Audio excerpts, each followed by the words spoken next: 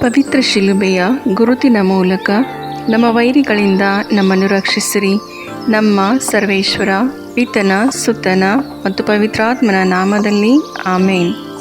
ಓ ಯೇಸುವಿನ ಪವಿತ್ರ ಹೃದಯವೇ, ಸಂತ ಕನ್ಯಾಮರಿಯಮ್ಮನವರ ನಿಷ್ಕಳಂಕ ಹೃದಯದ ಮೂಲಕ ಮತ್ತು ನಿಮಗೆ ಅತಿ ಪ್ರಿಯರಾದ ಸಂತ ಜೋಸೆಫರ ಮಧ್ಯಸ್ಥಿಕೆಯ ಮೂಲಕ ನನ್ನ ಇಂದಿನ ದಿನವನ್ನು, ಎಲ್ಲ ಕೆಲಸ ಕಾರ್ಯಗಳನ್ನು, ವಿದ್ಯಾಭ್ಯಾಸವನ್ನು, ಪ್ರಯಾಣವನ್ನು, ಇಂದಿನ ಅನುಭವಗಳನ್ನು, ಆರೋಗ್ಯವನ್ನು, ನನ್ನ ಕುಟುಂಬದ ಸದಸ್ಯರನ್ನು, ಬಂಧು ಮಿತ್ರರನ್ನು, ನೆರೆಹೊರೆಯವರನ್ನು, ನಾನು ಸಂಧಿಸುವ ವ್ಯಕ್ತಿಗಳನ್ನು ನಿಮಗೆ ಅರ್ಪಿಸುತ್ತೇನೆ. ನಾನು ಆಡುವ ಮಾತು, ಮಾಡುವ ಆಲೋಚನೆಗಳು, ತೆಗೆದುಕೊಳ್ಳುವ ನಿರ್ಧಾರಗಳನ್ನು ಆಶೀರ್ವದಿಸಿ ಅವುಗಳಿಗೆಲ್ಲ ನೀವೇ ಪ್ರೇರಣೆಯಾಗಿರಿ. ಇಂದಿನ ದಿನ ನಿಮ್ಮ ಸುರಕ್ಷತಾ ಕವಚವನ್ನು ನನ್ನ ಮೇಲೆ ಇರಿಸಿ ಸಕಲ ಕೇಡುಗಳಿಂದ ನನ್ನನ್ನು ಕಾಪಾಡಿರಿ. ದಿನದ ಪ್ರತಿ ಗಂಟೆಯಲ್ಲಿಯೂ ನನ್ನೊಂದಿಗೆ ಇದ್ದು ನನ್ನನ್ನು ಕೈ ಹಿಡಿದು ನಡೆಸಿರಿ. ಆಮೇನ್. ಸಂತ ಮತ್ತಾಯನು ಬರೆದ ಸುಸಂದೇಶದಿಂದ ವಾಚನ.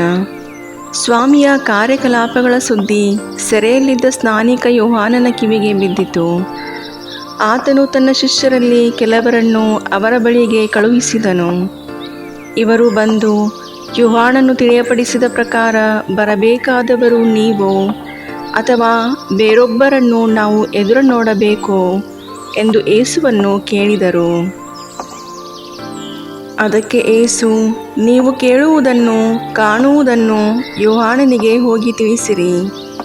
ಕುರುಡರು ನೋಡುತ್ತಾರೆ, ಕುಂಟರು ನಡೆಯುತ್ತಾರೆ, ಕುಷ್ಠರೋಗಿಗಳು ಸ್ವಸ್ಥರಾಗುತ್ತಾರೆ, ಕಿವುಡರು ಕೇಳುತ್ತಾರೆ, ಸತ್ತವರು ಮತ್ತೆ ಜೀವ ಪಡೆಯುತ್ತಾರೆ, ದೀನದಲಿತರಿಗೆ ಶುಭ ಸಂದೇಶವನ್ನು ಪ್ರಕಟಿಸಲಾಗುತ್ತಿದೆ.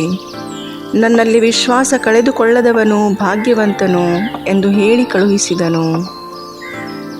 ಯೋಹಾನನಿಂದ ಬಂದಿದ್ದ ಶಿಷ್ಯರು ಹೊರಟು ಹೋದಾಗ ಯೇಸುಸ್ವಾಮಿ ಜನಸಮೂಹಕ್ಕೆ ಯೋಹಾನನನ್ನು ಕುರಿತು ಮಾತನಾಡಿದರು. ಬೆಂಗಾಡಿನಲ್ಲಿ ನೀವು ಏನನ್ನು ನೋಡಲೆಂದು ಹೋದಿರಿ? ಗಾಳಿಗೆ ಓಲಾಡುವ ಜೊಂಡನ್ನೇ? ಇಲ್ಲವಾದರೆ ಏಕೆ ಹೋದಿರಿ? ನಯವಾದ ರೇಷ್ಮೆ ಉಡುಪನ್ನು ಧರಿಸಿದ್ದ ವ್ಯಕ್ತಿಯನ್ನು ನೋಡಲು ಹೋದಿರೇನು? ಅಂತಹ ಉಡುಗೆ ತೊಡುಗೆ ಧರಿಸುವವರು ಅರಮನೆಗಳಲ್ಲಿ ಇರುತ್ತಾರಷ್ಟೇ.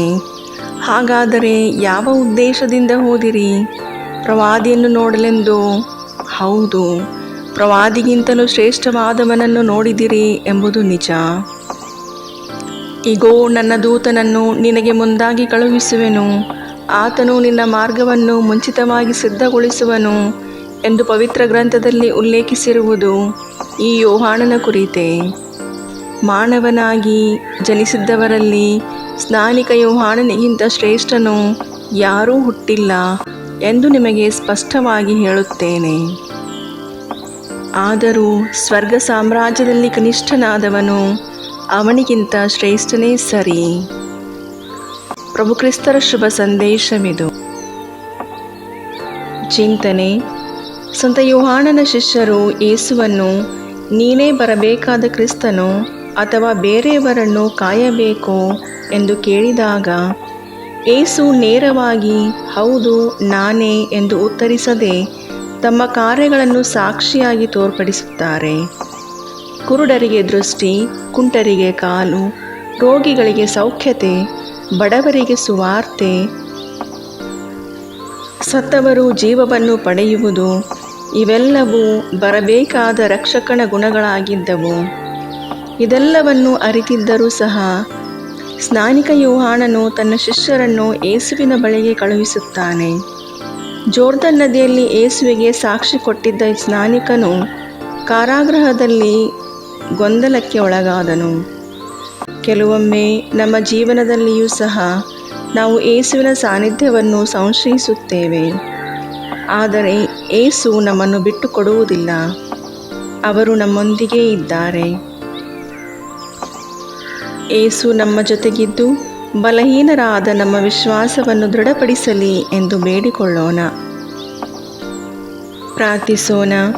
ಪ್ರೀತಿಯ ತಂದೆಯೇ, ನಾವು ನಿಮ್ಮನ್ನು ಪೂರ್ಣ ಮನಸ್ಸಿನಿಂದ, ಪೂರ್ಣ ಹೃದಯದಿಂದ ವಿಶ್ವಾಸಿಸುತ್ತೇವೆ.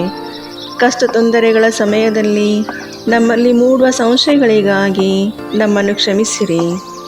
ನಿಮ್ಮ ಮತ್ತು ನಿಮ್ಮ ಪುತ್ರರ ಸನ್ನಿಧಿಯನ್ನು ಜೀವನದ ಎಲ್ಲ ಕ್ಷಣಗಳಲ್ಲಿ ಅನುಭವಿಸುವಂತೆ ನಮ್ಮನ್ನು ದೃಢಪಡಿಸಿರಿ.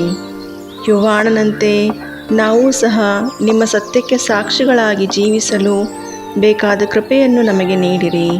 ನಮ್ಮ ಪ್ರಭು ಯೇಸು ಕ್ರಿಸ್ತರ ಮುಖಾಂತರ ಆಮೇನ್.